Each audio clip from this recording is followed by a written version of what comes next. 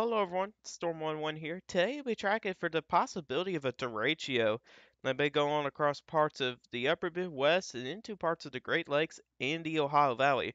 We're also monitoring a severe weather setup across parts of the Mid-Atlantic and parts of the Ohio Valley tomorrow that could lead for the possibility for some damaged winds, maybe some hail, and maybe even a few tornadoes. That includes the potential for supercells as well across some of these places right in here.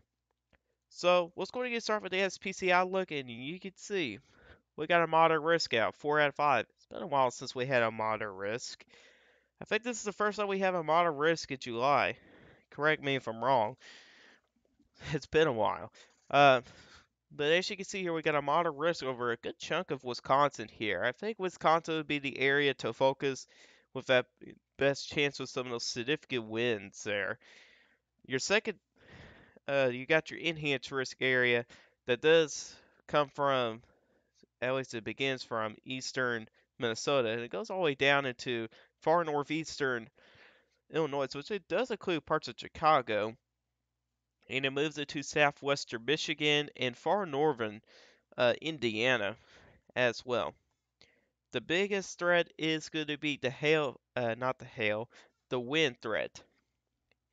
This could become a derecho again. This could become a derecho, and could be a little bit of a nasty one. I don't think it's going to be, again, a repeat of the auto derecho last year, which has almost been a year ago.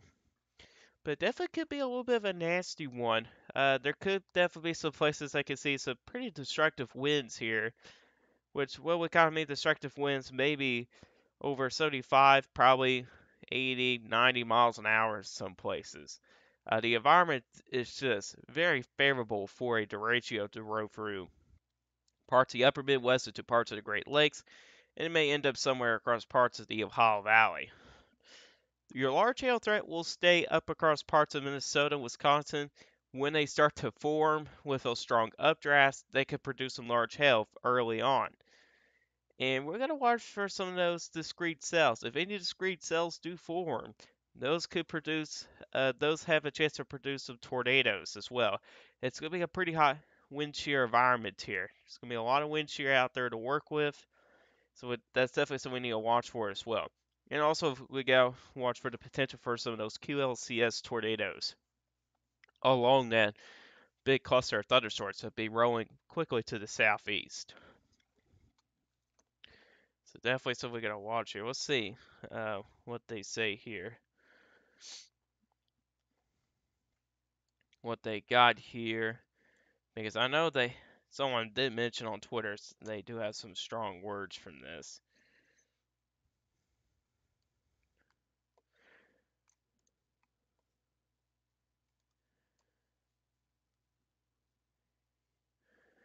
Okay, here we go. Whether or not the timing location of the upscale storm transition permits the event to be classified especially as a derecho in hindsight, there is strong concern it will have that kind of intense and destructive wind impact for at least a few hours. That said, perceived supercells in northeastern Minnesota and northern Wisconsin may be more long track and pose a more sustained threat of large to very large hail and tornadoes that evident earlier. The downshear side of hail and wind probabilities have shifted somewhat southeastward along the corridor accordingly. Also, that 15% plus probabilities in hail wind have been expanded laterally for account for. Uncertainty, uh, margin for error in both axis and width extent of the supercell and later MCS coverage, and potential for a wider wind producing thunderstorm swath with a few in-bowl QLCS tornadoes possible near the warm front, wherever it is specified actual position. So yeah, this could be a pretty big day, especially across Wisconsin there. It could be a little bit of a nasty day later today. Here's tomorrow's outlook, and we do have a big slack risk area really for a good chunk of Ohio, then moves across northern West Virginia, moves into a good chunk of Pennsylvania, northern Maryland, into parts of New Jersey. That tornado threat is a little bit elevated. You get that 5% that includes Columbus, Ohio, Pittsburgh, Pennsylvania as well, and some other areas within that 5%. Damage and winds will be for everybody, and there could be a low-end hail threat as well. We'll take a look into that day towards the end of the video. So what's going on out there right now? Well, we do have an area convection going on across parts of southeastern Minnesota in northeastern Iowa. This is dying down with the strong capping that's in place. Yeah, there's a lot of bit of capping out there. That's what you see these blue shades out here. That's your sign in. That can indicate your cap of what's going on out there. Higher the sign in numbers, stronger the cap, but the lower the numbers, the weaker the cap is. Usually negative 25 to negative 50 with the sign in. Storms can still form in that environment, but it will have a little bit hard time with that environment. It probably won't be as strong. But if you go beyond negative 50, like negative 75 or negative 100, it won't do so well. And storms cannot really form in that environment as well. So, yeah, there's some pretty good capping out there, but that's just what you would expect 10:37 in the morning. So, but we do expect this atmosphere to quickly recover here. So we're going to see what's going to happen here over the next couple hours to see how this is going to recover. But right now we're kind of expecting it to quickly recover. I also want to mention 5,000 joules per kilogram of surface based CAPE in southwestern Iowa. 10:37 in the morning. That's pretty impressive. You also got 5,500 in North Dakota. That is very interesting. That's something you don't typically see in the early morning hours. That's crazy. Let's check out some weather models here. So we're going to take a look into the HER model. You can see there with that convection moving on, it does show it kind of form a little bit, some shower activity, but I honestly have some doubts on that. But we'll see what happens. You'll see a couple of supercells. This is going to really depend on. Any discrete cell that forms out there has a better opportunity to produce some large hail and maybe a couple tornadoes. We're not really expecting any significant tornadoes in this setup here. Uh, Given those photographs might be a little bit small, but the tornado threat is still there. And here comes your derecho moving across central uh, Wisconsin. That could be quickly moving to the southeast. You can see there, and then eventually gets into southern Michigan by in the early morning hours, eventually to northern Indiana, and eventually to parts of Ohio. And it should fizzle out at that point. And we're at to see if the atmosphere will be able to recover. I think that's going to be one of the uncertainties for Thursday is the atmosphere going to recover? That's what's probably not going to be seeing an enhanced risk for Thursday. Get the fact we'll have some uncertainty if the atmosphere will recover or not. Because those showers of storms are going to be moving over where some of the greatest wind shear is going to be with some of the Cape, and that's where that greatest tornado threat is going to be. If you go back further to the west, it's not even that touched out here. It's not even touched with that cloud cover from the first wave of storms. And we'll have to pay attention out here. There is going to be a strong instability out here, so we got to watch for this area as well here for any potential for strong to severe storms. I'm very interested to see how the atmosphere is going to go. These storms will be getting out to my area in central Kentucky sometime Thursday night. I hate when it's nighttime because it is coming for the perfect direction where I have a pretty good view of it coming in. So I wish it was daytime when these storms are coming in. Hopefully that changes. I want these storms to come in much earlier, a couple hours earlier. I want to see the shelf cut of everything. Hopefully that'll be the case for me, but right now it's looking to be in the nighttime. So that's going to be pretty unfortunate there. But there's still that risk for strong to severe storms, though, within the storms as well. Excuse me there.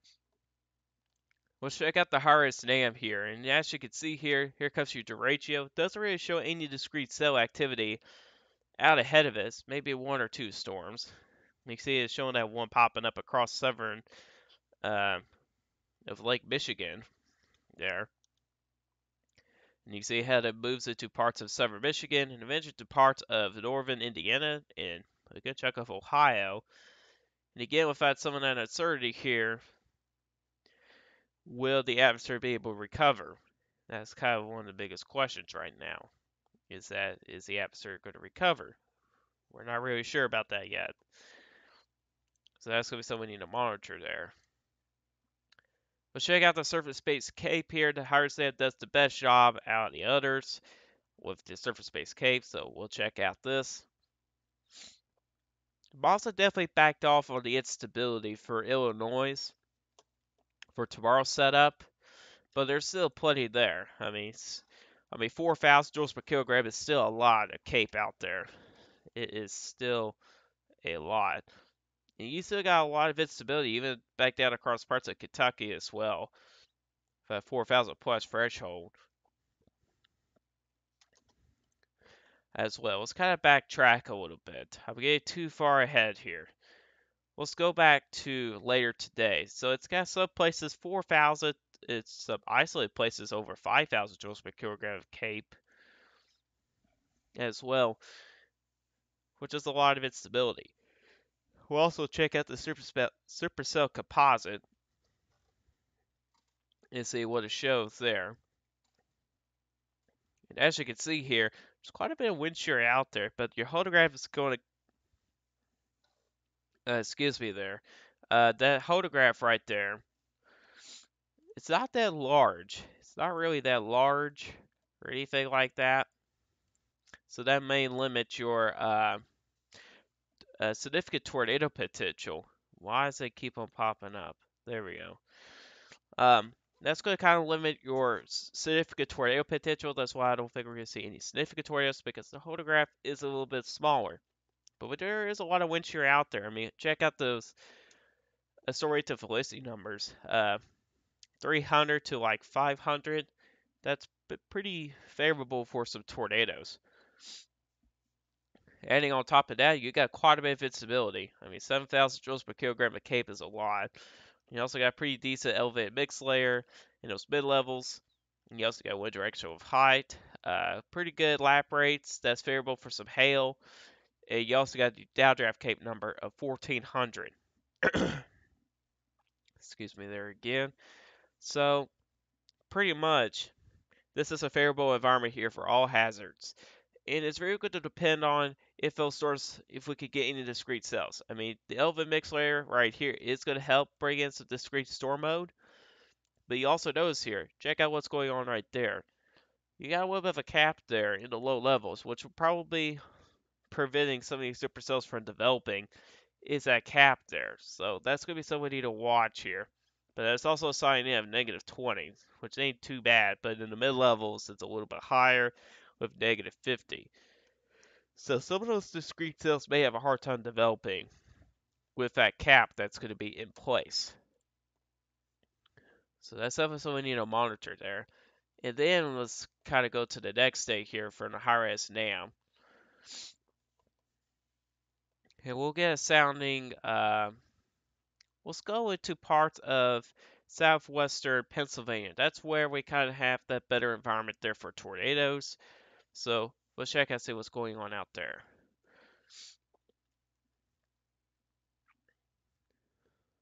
Not able, man, okay. Well, maybe we're not going to get sounding. Let's go further south. Let's go into northern West Virginia then. Sometimes College of DuPage it's a little bit picky with their soundings. All right, here we go. You can see here, there is plenty of instability out there, and there's also a decent amount of wind shear out there. 143 is a little bit low end, but in those mid levels, 355, that's pretty favorable for some tornadoes. Downdraft Cape though, 1400, and on top of that, you got strong low overlap rates. That's pretty good. Although the hodograph is pretty small. Again, we're not really expecting any significant tornadoes in this setup either. The hodograph is actually smaller than today, what it could be like. Also, the wind direction of height isn't as bad as it's going to be like up in Wisconsin later today, but there's still some wind direction of height So there could be some isolated tornadoes out there today. I think they're going to maintain a 5% chance, but it's also really going to depend on the type of storm mode because some models are not showing any discrete cells forming out there at all. It's just a couple of cluster thunderstorms moving across these areas, which can decrease some of that tornado potential, but you could possibly see QLCS tornadoes along some of those cluster thunderstorms as well. So it's something to watch here for now. There's some other places they'll probably have a little bit more wind shear, but generally speaking, there is an isolated tornado threat out there, and that could be as far east as across parts of Maryland and Delaware. I've seen soundings out there before I even started this video. There is a tornado threat probably as far east as the East Coast.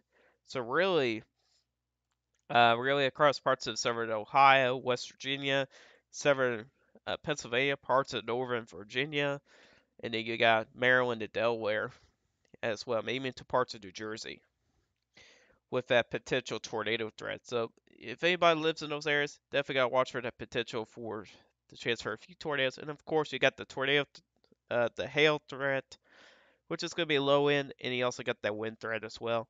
So just to keep in mind of that.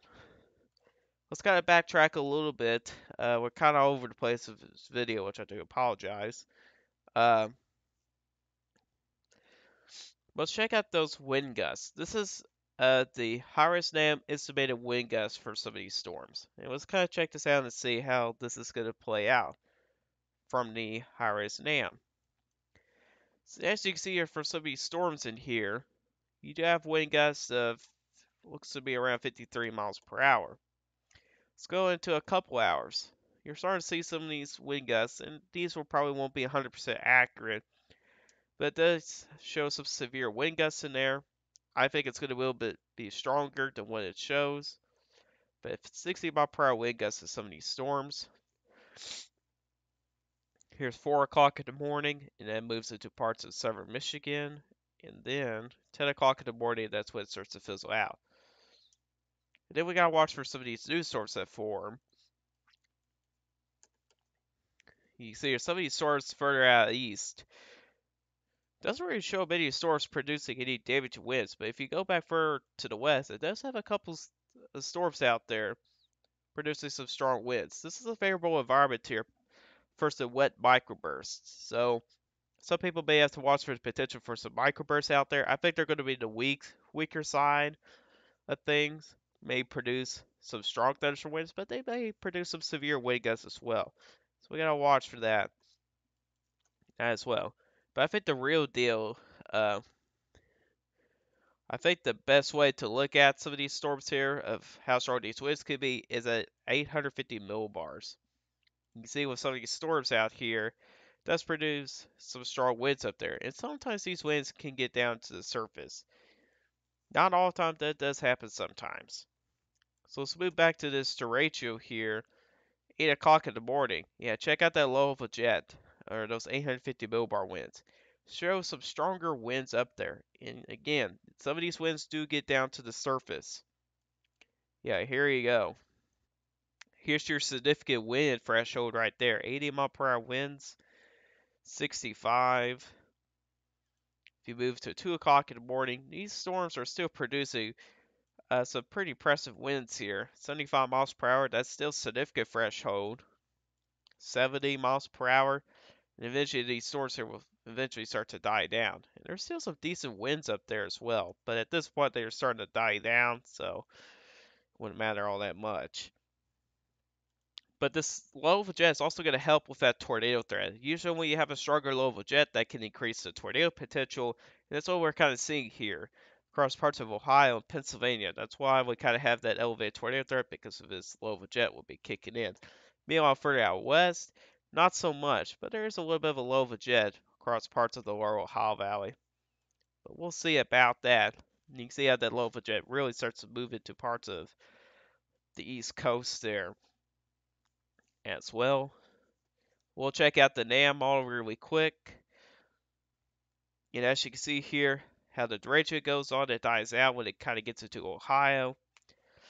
And new storms start to form here. And it doesn't really show any discrete cells, but it does show a big cluster of thunderstorms moving to the south here. You see, then storms start to fire up across parts of Kentucky and eventually back across parts of Illinois, Indiana, and Missouri as well. We'll check out the surface-based Cape. You can see here it's still pretty aggressive with the Cape out across of Illinois, 5,500 out there. Pretty aggressive with that. But you see with a lot of other places, especially further out west, it's still 3,000 to 4,000 joules per kilogram, which is still a lot of Cape, and that's favorable for some severe weather as well. However, if you go further out east, doesn't show as much instability out east than it is out west. But it does show some places get to 2,000 joules per kilogram, which is still favorable for severe weather. All you really need is 1,000 plus, and you do have that potential for some severe weather. We'll get a sounding out of Maryland real quick before we get to the next thing here, which is my final forecast for this derecho. As you can see here, it doesn't really show that great of an environment out there. Let's get a little bit better one. Let's go to northern West Virginia. See what we get out there. Alright, that's a little bit better. Seems like it's showing a little bit weaker on the wind shear, but we'll see what the trends will go towards. But pretty small photograph, but it does show a favorable environment here for some strong winds at the surface as well. So people in the parts of the Ohio Valley and the Mid-Atlantic, even back across parts of the Midwest, need to watch for Thursday as well for that potential for some severe weather. Okay, here's my final forecast here. In the red, that's where we have the greatest confidence of where this derecho is going to be going. I think it's probably going to die out probably somewhere in northwestern Ohio, but it may continue on later on a little bit more into parts of central and eastern Ohio, but I think that's going to be the max of how long this storm will last, or this derecho, I should say. But it should begin somewhere across parts of eastern Minnesota and move quickly to the southeast. I think the greatest area for concern would be across Wisconsin, where we have probably the greatest risk for some of those significant winds. And that might move to parts of northeastern Illinois, southwestern Michigan, and maybe into parts of northern Indiana. But then again, this is definitely something we need to watch here. And you can see here, here's your timing with these black lines. So this area right here, it's going to be more in the evening. This area right here, it's going to be for overnight. Down here, it's going to be for Thursday morning. So definitely something we need to watch here. So if anybody does live across some of these areas here, please be weather aware later today, especially if you live across parts of these areas here into the overnight hours where most people be asleep. Please have your weather radio on and be ready to go wherever these storms here do get to your area. But anyways, guys, this is all for you guys today. Hope you guys enjoyed this video. If you guys like this video, hit that like button. If you really like my channel, hit that subscribe button, hit the bell notifications so you never miss an upload. If you guys have questions about this, hit the comment section down below. I'll answer you guys' questions, and I'll see you guys in the next one. Goodbye.